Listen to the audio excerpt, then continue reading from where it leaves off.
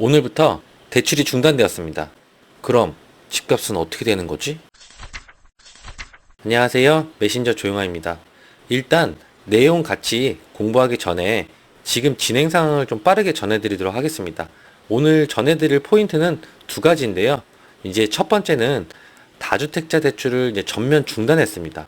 그리고 두 번째는 타행 대안용 이 주담대도 이제는 온라인 플랫폼으로 온라인으로만 이제 신청이 가능하게 됐다고 하더라고요. 결론적으로는 이 주담대를 오늘 29일부터 이 다주택자 대출을 이제 전면 중단한다. 이번에 9월로 연기된 스트레스 DSR 2단계가 실시가 되는데, 이렇게 되면은 대출도 중단이 되고 스트레스 DSR도 이제 9월 달에 적용을 하게 되니까는 현재 이제 이 수도권의 이 뜨거운 상승을 보이는 이 부동산 시장에 영향이 분명히 있을 것 같고요.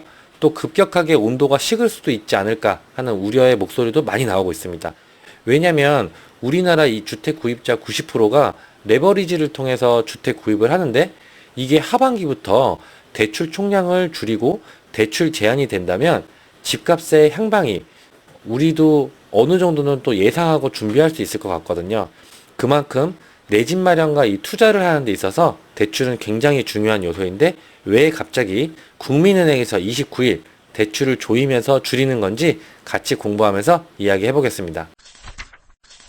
기사 내용을 보면서 같이 한번 또 이야기해 보겠습니다. 국민은행 29일부터 갈아타기 다주택자 주담대를 제한한다. 주담대 금리도 0.2포인트 인상을 했고, 이 주담대 증가세가 꺾이지 않자 이제 극단 조치를 하겠다. 이제 은행권에서 국민은행이 주택담보대출 이 증가세를 억제하기 위해서 이 갈아타기와 다주택자 대상 주담대를 중단한다. 29일부터 이제 은행들은 아직 같이 개시를 하진 않았어요. 근데 이제 아무래도 국민은행이 먼저 스타트를 했으니까 주담대 그 대출에 대해서 좀 제한을 하지 않을까. 주담대 금리 인상만으로는 가계대출 증가세가 꺾이지 않자 공급 제한에 나선 것으로 풀이된다. 다른 은행들도 비슷한 조치를 취할 가능성이 금융권은 보고 있다. 25일 금융권에 따르면 국민은행은 이제 29일부터 한시적으로 다른 은행으로부터 주담대를 국민은행으로 갈아타는 타행 대안용 주담대도 신규 취급을 하지 않겠다. 아울러 다주택자, 주택 구입용 이 주담대를 내주지 않기로 했다. 다주택자는 나 주택담보대출 안 해줄 거야. 국민은행은 이달부터 이제 주담대 금리도 올렸습니다. 0.2포인트를 인상했고, 지난 3일에는 0.13포인트, 18일에는 0.2포인트. 여러분들 이게 지금 세 번째 금리 인상이거든요. 그러니까 이 부분도 우리가 알고 있어야 되고, 실제로 이제 주택담보대출 금리도 저희가 비교를 해봐야 될 것 같습니다. 실제 소유자금 범위 내 자금 지원을 강화하기 위해서 이제 가계대출 운용 기준을 조정하기로 했다. 5대 은행 가계대출 잔액은 지난 18일 기준 712조 1841억 원으로 6월 말보다 3조 6118억이 늘었다. 여러분 712조 이게 어떻게 계산을 해야 될지 모르겠는데 엄청난 숫자잖아요. 근데 이 가계대출의 증가세가 이제 줄어들어야 되는데, 금리가 올라가면은 대출이 좀 증가세가 줄어들어야 되는데, 이거는 금리가 올라가는데 똑같이 대출 증가세가 계속 올라가는 겁니다. 금융당국 가계대출 조이기 방침 속에 그동안 은행들은 가상금리를 인상하는 방식으로 가계대출 증가를 억제하려 했다. 갑자기 대출 중단 이유 왜 그런 거야? 5대 은행 가계대출 추이인데요. 일단은 23년도 12월보다 지금 현재 더 증가해서 현재 7월 달을 보면 될 것 같습니다. 7월 달에 아까 얘기했듯이 빨간색이 지금 가계대출이죠. 파란색이 주택담보대출입니다. 바로 전달하고도 비교할 수 있는데 대략 한 3조에서 한 4조 정도가 늘어난 거죠. 6월 말, 그러니까 6월 달에 발생된 이제 주택담보대출하고 이제 가계대출인데, 7월 25일 날 주택담보대출이 지금 현재는 552조에서 557조로 늘어난 상태입니다. 2년 11개월 만에 최대 상승폭이다. 이렇게 보시면 될 것 같고요.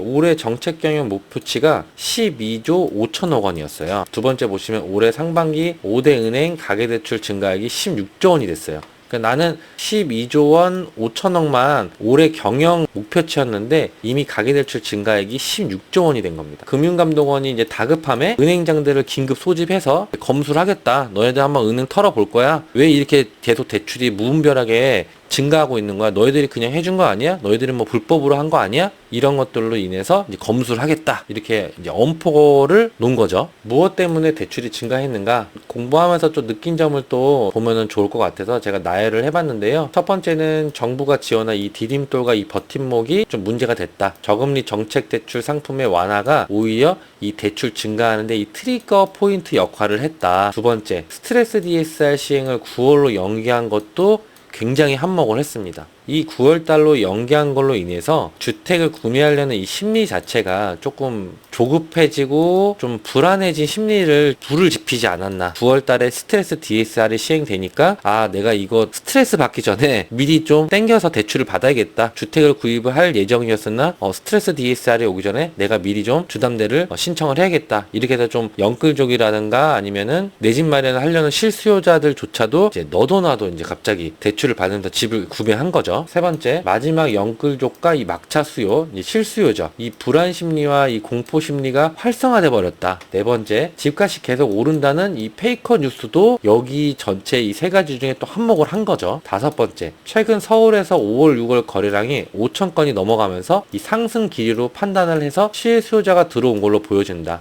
제가 알기로는 6월 달에는 7천 건이 넘은 걸로 알고 있어요. 이거는 진짜 상승으로 전환된 건가? 라고 한번 저희가 좀 깊이 있게 관찰을 해봐야 되긴 합니다. 아래 여기 이미지를 보시면 이제 고삐 풀린 가계대출. 이게 지금 정부에서는 배려를 해준다고 해서 정책을 펼친 건데 이게 지금 오히려 대출 증가세가 이제 증폭하면서 지금 현재는 이제 이걸 독이라고 봐야 될 것 같습니다. 결국 돌아보면 엇박자 정책이다. 지금 같은 고무줄 정책과 이 혼돈의 시장에서 집중해서 우리는 모니터링을 해야 된다. 주변에 너무 혼탁하고 혼란스럽고 하루만 자고 일어나면 여러분들 뭐가 좋았다 안 좋았다 이런 것들이 너무 많잖아요. 정보도 너무 많고 빠르고 금리는 올라가는데 대출은 조여오고 정부에서는 대출 받아서 집 사라고 하고 부딪히다 보니까는 저희 서민 입장에서는 굉장히 혼란스러울 수 있잖아요. 우리의 자산은 또 우리가 잘 지켜야 되니까 좀 깊이 있게 모니터링 하면서 시장 흐름을 보면 좋겠죠. 두 번째, 주담대 대출 증가세가 5조씩 증가하고 있다. 세 번째, 현재 국민은행 먼저 다주택자 주담대를 중단했다. 네 번째, 나머지 시중은행도 이제 검토 중이다. 다섯 번째, 9월 스트레스 DSR도 다가온다. 이제 적용 예정이죠. 여섯 번째, 하반기 부동산 시장에 많은 영향을 줄 것으로 예상이 된다. 지금 5대 은행이 대출을 중단한다고 하고 있고 곧 있으면은 스트레스 DSR 2단계도 실시가 되죠. 그렇기 때문에 지금처럼 과연 상승할 것이냐, 그렇다고 또 하락할 것이냐, 그러기엔 거래량이 또 잘 나오고 있으니까 우리는 계속 추이를 지켜봐야겠죠, 여러분들. 일곱 번째, 대출이 안 되면 집값의 영향이 분명히 갑니다. 아까도 말씀드렸죠. 집을 사는데 대출 안 받고 사는 사람이 없어요. 저희 나라에서는 90%가 대출을 받습니다. 대출로 인해서 이 신용 경색이 올 수도 있다. 우리는 조심하고 신중하자. 다만 7월달 거래 건수가 또 한 번 5천 건을 돌파한다면 상승 구도의 추이도 같이 모니터링하면서 보자. 상승장이다, 하락장이다, 말이 많죠. 주변의 전문가들의 이 쏠림 분석 말고 우리는 한쪽으로 치우쳐서 시장을 관찰하기보다는 하락론자도 아니고 상승론자도 아니고 우리는 상황론자로 조금 신중히 시장을 살피면서 준비하면 된다. 여러분들 상황을 보면서 상황론자로서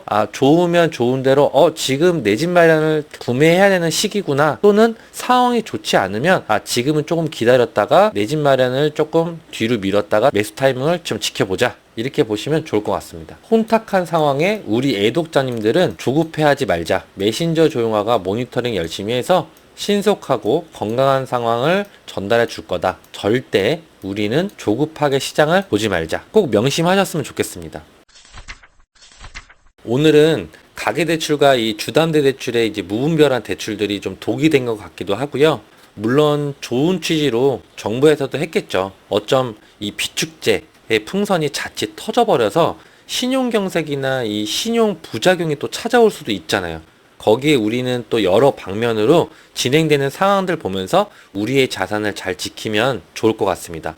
오늘도 함께 공부해 주셔서 감사드리고요. 지금까지 시청해 주신 애독자님들께 진심으로 고맙습니다. 그럼 오늘 하루도 행복한 하루 보내세요. 그럼 우리 또 만나요.